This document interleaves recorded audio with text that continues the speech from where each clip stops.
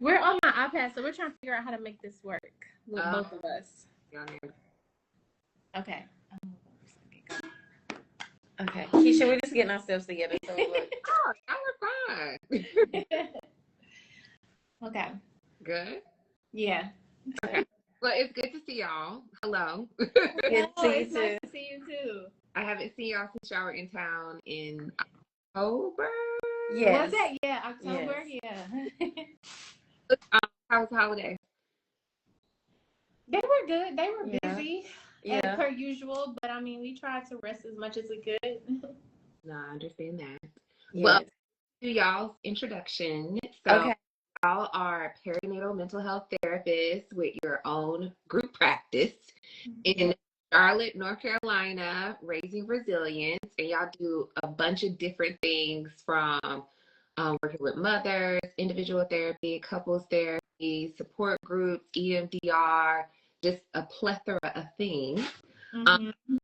Tell us a little bit about what made you guys decide to have one of your specialties in with Black mothers. Okay. You want to go? You go. So at first we were working. So we always tell this story about how when we first started out being therapists, we worked with kids and families. And so we started to see this recurring theme of parents struggling with their child's behavior, and then how that kind of mirrored experiences that they had in their pregnancy, and then just their whole postpartum journey. And then also around the same time, I was pregnant too, or I became pregnant like through this journey, and of course started recognizing like some things that I really did not, even being a therapist, did not have the language for or didn't know. And so we knew that we wanted to work with teen moms because we were seeing a lot of that in our practice as well, right? Like a lot of displaced teens. And so we went to Chicago to take a training in postpartum support international.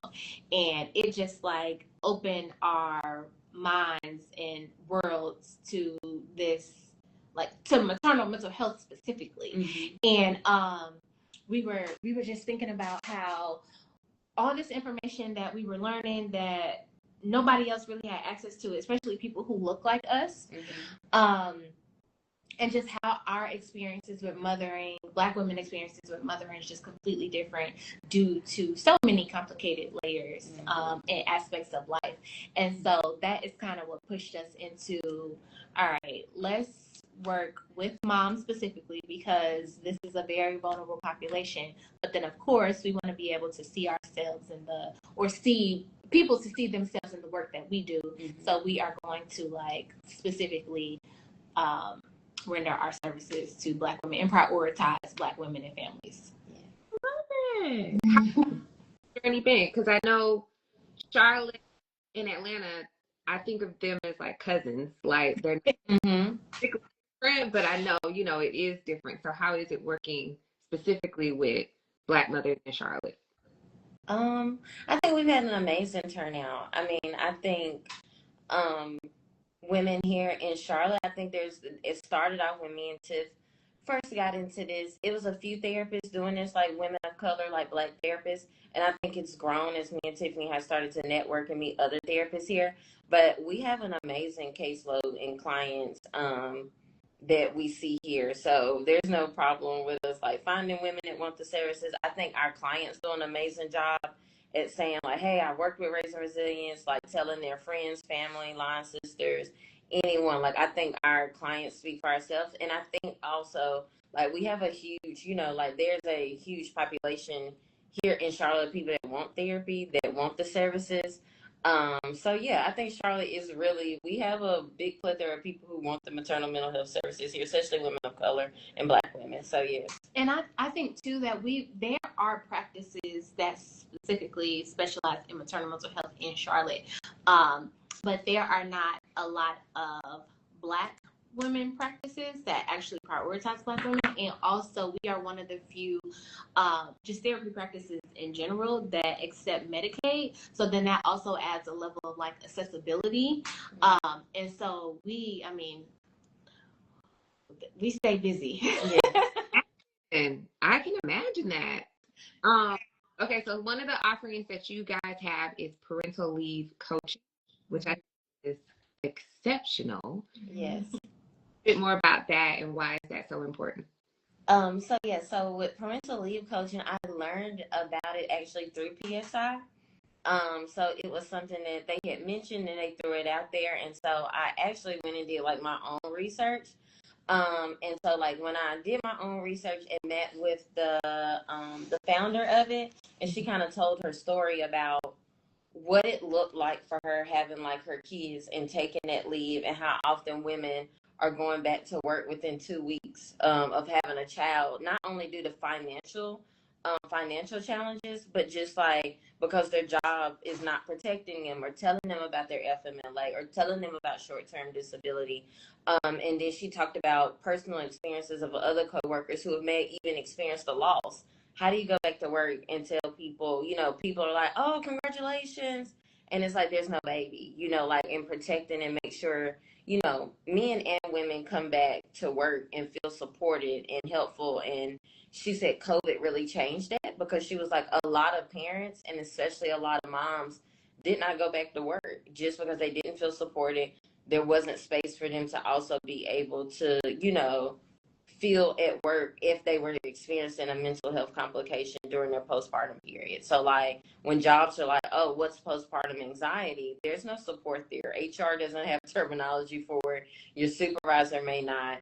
And then when I heard about that, I thought about the disproportions for Black women, especially with me and Tiffany. We work with Black women of all ranges, those that are just getting into their career and those that are making six figures or higher. And what I noticed, they were all experiencing the same problem. So when I took that coaching training and got that certification, it just really, really helped and open my eyes about how important this is when it comes to maternal mental health. Because all of our clients, we see the challenges they have with career and navigating with that and being a parent, whether they've lost a child or whether they're currently parenting, and how that mental health component is left out of jobs when it comes to maternity leave and maternity leave, how it's just left out. No one's talking about it. They just want you to come back and act like you're normal, get back in line. And even pumping and breastfeeding, they talk about that around like, how do you even navigate that and have that conversation with your job or your employer about like, I need to pump, and also I'm stressed, and also I'm having anxiety. So it's an amazing training. I love it. I think, the dynamics that it's based on, I just love it. I think it's great, especially in this field and what we do. And yeah, train actual employers. Oh, yes. So another component of it is it actually teaches you how to work with employers, like big businesses that are, in your area, city, whoever that may be, to teach them how to work and navigate with employees. So not only advocating the employee, but the employer to have the skills of how to like navigate when clients are having those mental health challenges, but they want to come back to work, but this is maybe some work accommodations they need, things of that sort. So yeah. That's amazing. I love when you talked about someone has experienced a loss. How do you coach a client who, like they're thinking they're going to be on maternity leave and not being on maternity leave? Because even sometimes, like when I have clients who've experienced loss, their apprehension is so much so around, all of their coworkers asking them like, congratulations, or not knowing what, should they ignore what happened? They say something that happened, and, already dealing with the grief and going back to work. How do you help them navigate all the layers of that? And I know that's a very big question. But yeah, so Keisha, one of the dynamics of it with the coaching is it gives you, so for instance, if a client has experienced a loss, and let's say it's maybe their second trimester, the third trimester, one of the things is that it allows you to like contact their supervisor or their HR and say, hey, I'm speaking on the behalf of my client. Here's some possible accommodations we would like to have for that client. It allows the supervisor to like prep their team. Like one of my clients that she shares her story here on social media, but she was a teacher. And so she talks about the dynamics of me and her work together.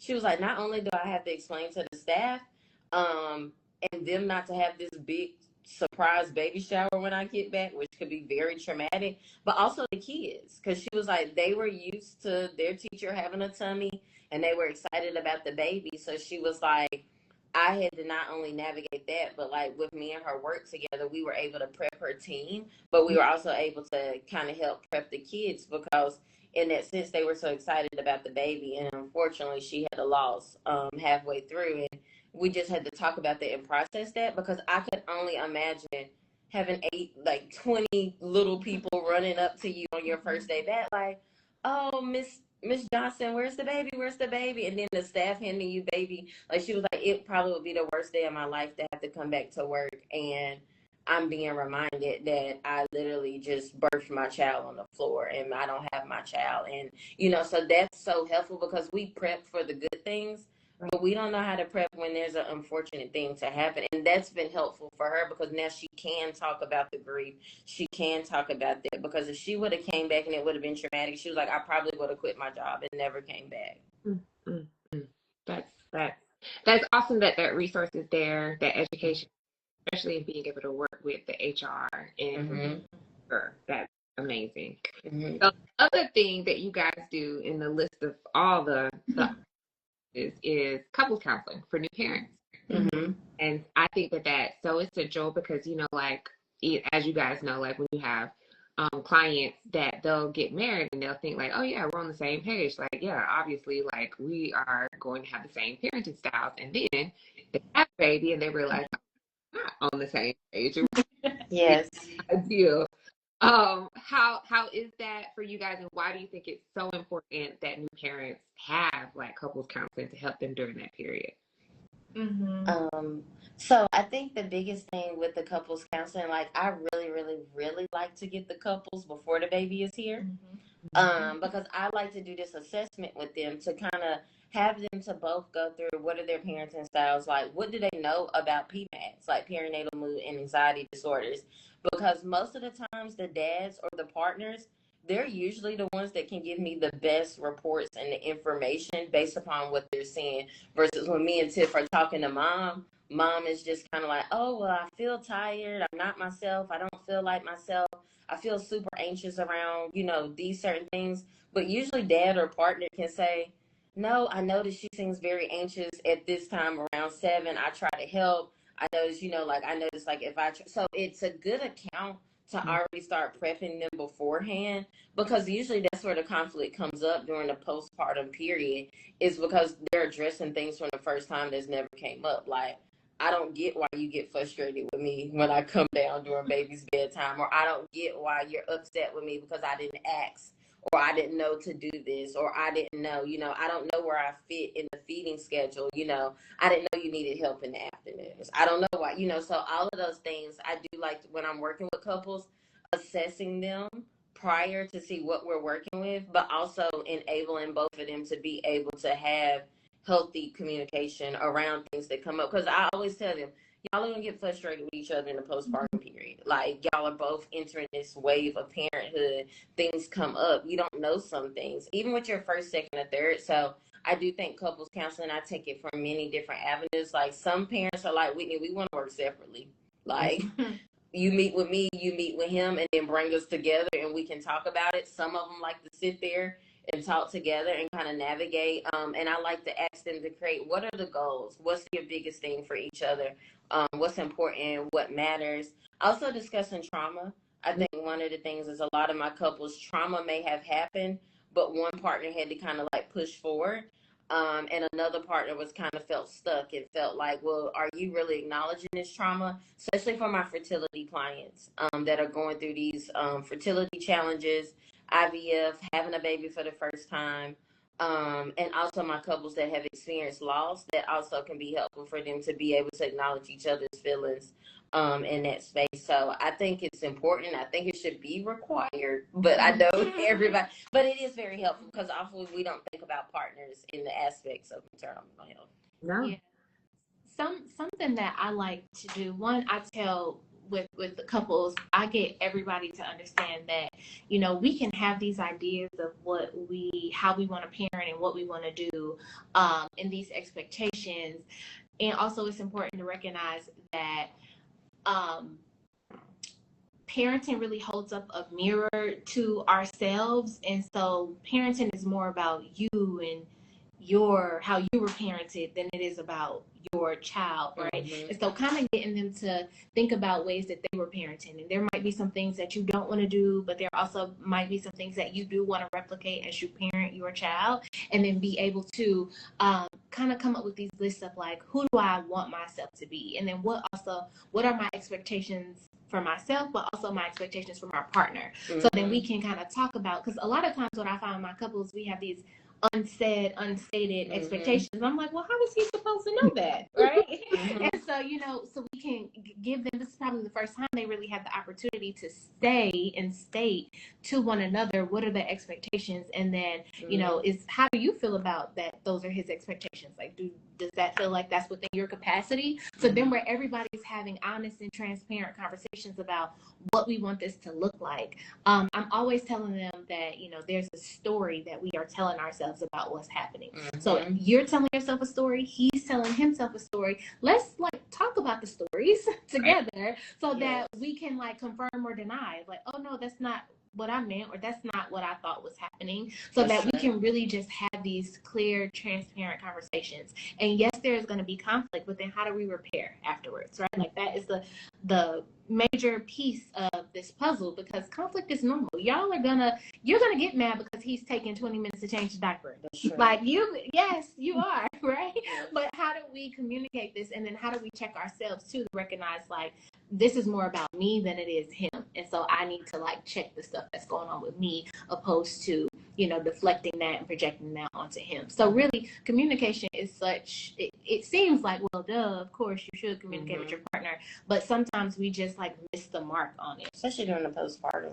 Yeah, because we don't have time to figure that out. I'm sleep deprived, I'm hungry, right? I don't have time to figure that out. And Keisha, another thing, we have a co-parenting support group for those in the perinatal period. And it's been so helpful for how a lot of the moms have shown up, because sometimes we always assume that because we see somebody pregnant and they have a baby, that we assume that they're in a relationship. Right.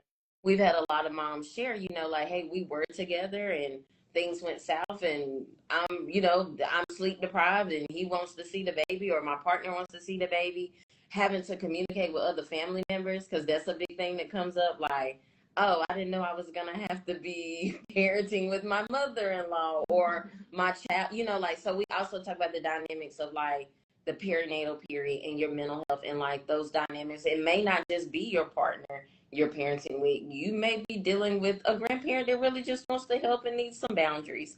So we talk about those uncomfortable things of if you're sleep deprived, it's probably not the best time to send a text about something. Let's wait. How do we map that out? And so I do think also understanding that every relationship and dynamics don't look the same. Right. I agree. That's so amazing. The other thing that you guys do is and having all of, I know that we talked in our conversations about the potential, future of the work that you guys do, but I know Tiffany, and why do you guys think that wellness is so essential and goes hand in hand with mental health? And how have you been able to create opportunities for your clientele to be able to partake in that? Yes, so we can't have one without the other, right? Mm-hmm. Our physical health is tied to our mental health and vice versa, right? It's all interconnected. When we physically move our body, right, that does wonders for our mental health. Also,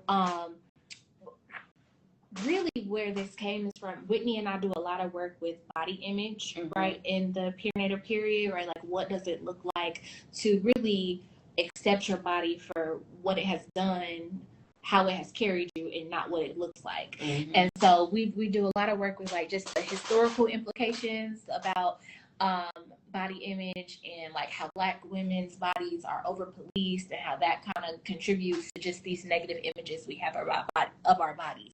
And then I found Pilates personally after my second child for like some pelvic floor rehab.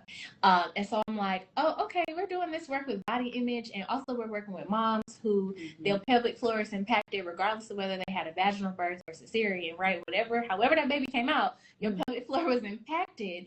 And Pilates is such a integrative way to be able to, one, connect our mind and our body. And then it also rehabs those internal muscles that we don't really think about, such as the pelvic floor, such as those deep core abs that really support our body as it sustains those changes through pregnancy and the postpartum.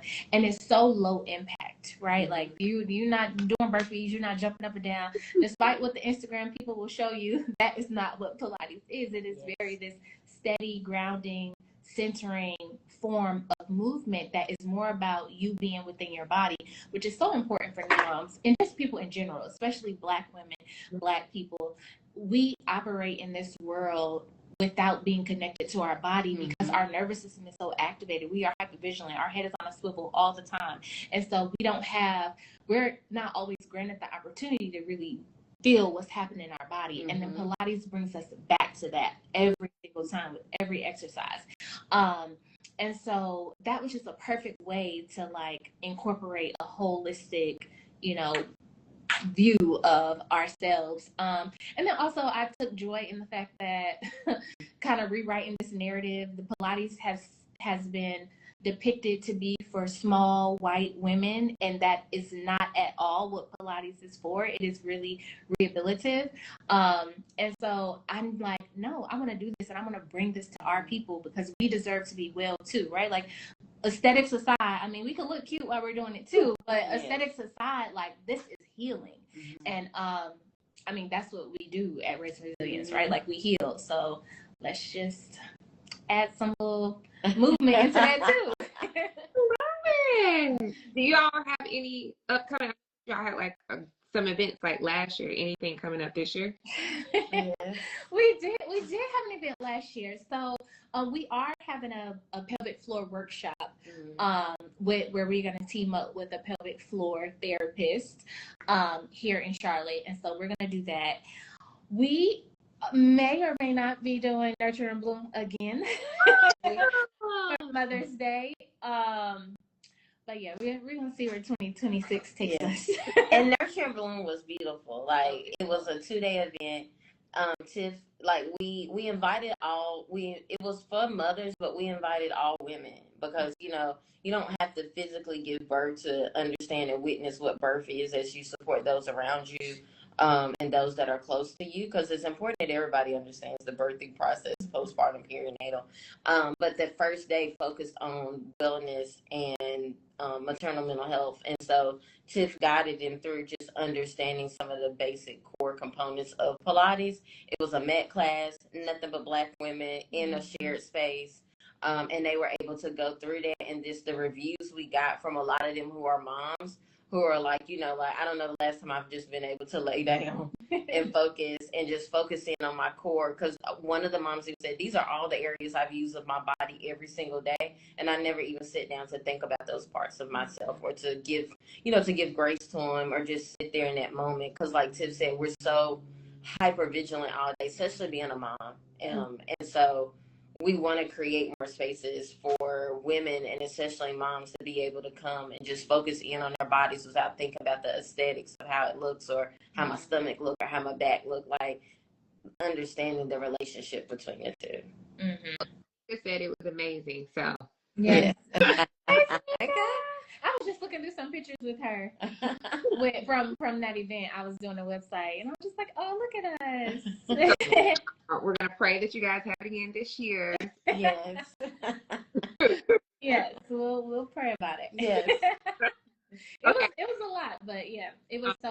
The outcome of it was just amazing. Day 2 was a panel with we had different maternal mental, or I mean, it wasn't even mental health, just experts, right? Like we had our pelvic floor friend, we had somebody to talk about like faith in motherhood. We had a social media, a content creator, because that is what people are, that's generating some revenue for moms, especially who can't just get up and go back into the workforce. Yes. We talked about that. Montina talked about parentification in motherhood. Yep. Mm-hmm. And so it was really good. It was really good. That is really good. I love how, like, with it's pairing like the education piece of it, but then also like what you said, like connecting yourself with your body, because just as Black women or as mothers, it's such go. Like, we can put ourselves on that burner. We can, even like with so much talk about high functioning depression these days, like just neglecting yourself, and you don't have time. Things have to get done. Yeah. Not realizing how that's impacting your physical self. Yeah. So to have something to introduce them to things of like, how can you get back connected to your body, and then also how to feel good at the same time, and it can be an additional outlet for you. Yeah. Yeah. Okay, so I have my rapid fire questions. Are y'all ready? Yeah. Oh, okay. Our conversation. What is the best place to dine at in Charlotte? 60 Vines. 60 Vines. We eat there all the time. It's an Italian restaurant. It's called 60 Vines? Yep, 60 Vines. Can I give one? Yeah. Okay. I like Cajun Queen. So I love food from New Orleans, even though I'm not supposed to be having spicy food. But they have one dish there. Now, I know everybody might not like all the dishes, but it's like one dish there. It's like the chicken Diane. I could eat it every day. It's like, and it looks like a little house. Like when you walk in, it's a little house, and it's the living room. It's like the different little rooms. It's a cute experience. And I just love, like, that's my favorite dish. Like, I love it. So 60 Vines. We eat there all the time. Like, okay. Yeah. That was the first thing that came to my mind. But it's supposed to be rapid fire, and here we go talking. Oh, yes. There's also this place called Smoke Pit where they have some good, like, barbecue kind of food. Like, I get their smoked chicken quarters. They got this, oh my goodness, this cornbread that's so good. This sweet potato casserole. I'm getting hungry. I'm trying to think of one of my other. It's not rapid fire. Oh, rapid. Oh, we just not listing our top. Oh, we just throw them out and then move on. Okay. Okay. Next question. What is the best concert you've ever attended? The best concert I ever attended. I attended a Nipsey Hussle and Dom Kennedy concert in Atlanta. Best. What? Ever. Yes. What's that? This was in this is before Mira was born. So maybe 2014. Maybe 2014. I also recently, last year, went to a Jagged Edge concert. That was really good too. Yeah. I got two.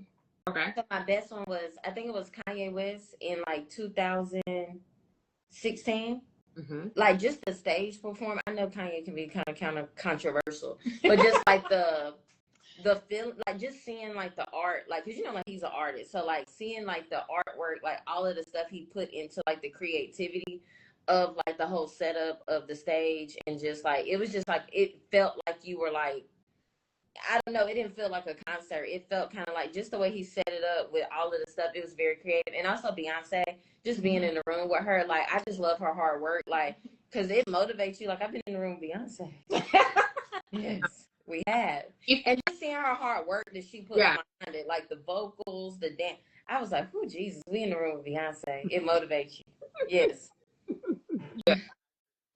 Okay, favorite movie of all time? Love Jones. Ooh.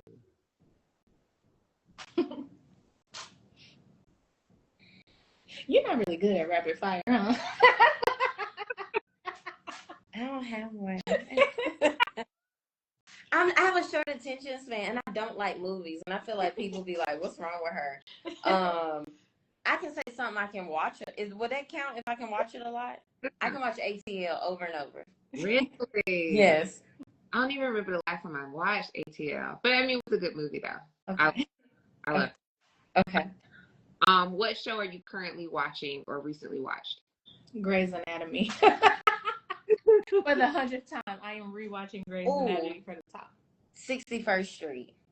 61st. So it's back on Netflix now. Everybody was talking about it last weekend. What a black man is in this. It make you think. Really? Yes. It's on Netflix. Oh, Yes. Courtney Vance. Courtney Vance is He is one of the actors on it. Okay. Like Courtney Vance. Mm-hmm. Okay. I don't want to get too political, but it makes you think. Here you go. Okay, last before I let y'all go, what are y'all looking forward to for 2026? I am looking forward to being intentional about resting. That's what I'm looking forward to. I think I'm not. This is rap. I feel like it's rapping. Wait, let me think about this. Yeah, just thinking. Supposed to be first.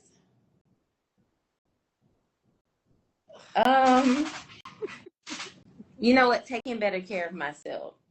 Okay. You know, taking better care of me, because I understand in this space as we work with others and healers and helping others, it's also important that we model those same things for ourselves that we model with the clients that we work with. And sometimes I don't always do the best in that for myself. So being okay to do those things for myself without feeling some of the things that we feel like, oh, you could be doing this. Like, learn to just sit on down. Right. Yes. So yes, have a seat without regret or without guilt. Mm-hmm. Yeah. Which y'all's goals for the year kind of like hand in hand, rest and stillness. Yeah. Okay. Mm-hmm. All right. So where can people find y'all, follow y'all, and keep up with all the great things that you're doing? So you can follow us on Raising Resilience at raising.resilience. I don't know our other handles for Twitter or anything else. So yes. But that's where we're most active. Yes. And then our website is weareRaisingResilience.org. Yes. We're accepting new clients. We are. Come on, we're accepting them. We have some support groups that you can join. The co-parenting one. Yes. We have a work life, like a motherhood and work kind of, I don't want to say balance, but it's like it's how to navigate work and motherhood group coming. Our co-parenting support group, Nurture and Bloom 2026. Call it, say it, speak it. Yes. Some of our community work that we'll continue to do, speaking engagements. But yes, we are accepting new clients for North Carolina and DC. Anything else? Yeah. Are y'all going to the Black Mamas Matter Alliance conference this year? Is that August? I think so, September. September, yes. Yeah, probably, yes. Yes. You know, we don't never pass up an opportunity to come to Atlanta. Yes. Whitney, we waiting on you. I'm trying. Okay. Thank you so much for your time. It's always a pleasure to catch up with y'all and to see y'all. Thank you for all you do. So appreciate y'all.